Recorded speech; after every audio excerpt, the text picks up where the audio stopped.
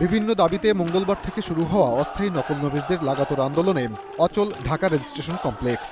দীর্ঘদিন ধরে বেতন বন্ধ থাকায় মানবেতর জীবনযাপন করছেন প্রায় 10,000-এর বেশি অস্থায়ী কর্মচারী। 12 মাস ধরে কোনো বেতন নাই, আমরা মাস্টার রুলে চাকরি করি, আমাদের স্কেলভুক্ত করতে হবে। বাহির থেকে একটা লোক টাইপিস্টে নিয়োগ দিয়ে ওকে আবার সাভারে সহকারী হিসাবে নিয়োগ দিছে, এটা সম্পূর্ণ অনিয়ম। সরকারের এত গুরুত্বপূর্ণ একটা কাজ করে থাকি, কিন্তু আমাদের সরকার স্থায়ী করে না, আমরা সবচেয়ে অবহেলিত।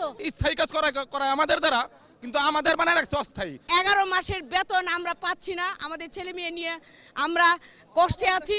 দাবি আদায় না হওয়া পর্যন্ত আন্দোলন চালিয়ে যাওয়ার ঘোষণা দিয়েছেন সংগ্রাম কমিটি। আইজিআরের অবৈধ আদেশ বাতিল করতে হবে, আমাদের 11 মাসের বেতন দিতে হবে, নকল নবিশদেরকে স্কেলভুক্ত করতে হবে। নকল নবিশদের থেকে যে অফিস সহকারী পদে পদোন্নতি হয় উনি সেটা কেড়ে নিছে, সেই আদেশ বাতিল না করা পর্যন্ত আমাদের আন্দোলন চলবে। এদিকে আলোচনার মাধ্যমে সমস্যা সমাধানের আশ্বাস দেন ঢাকার বিভাগীয় কর্মকর্তা। মন্ত্রিমণ্ডল যখন ডাকছে এগুলি সব কিছুর উত্তর দেবে, অথবা যদি করণীয় কিছু থাকে নিশ্চয় করবেন। সাইদুল ইসলাম, 21 টেলিভিশন, ঢাকা।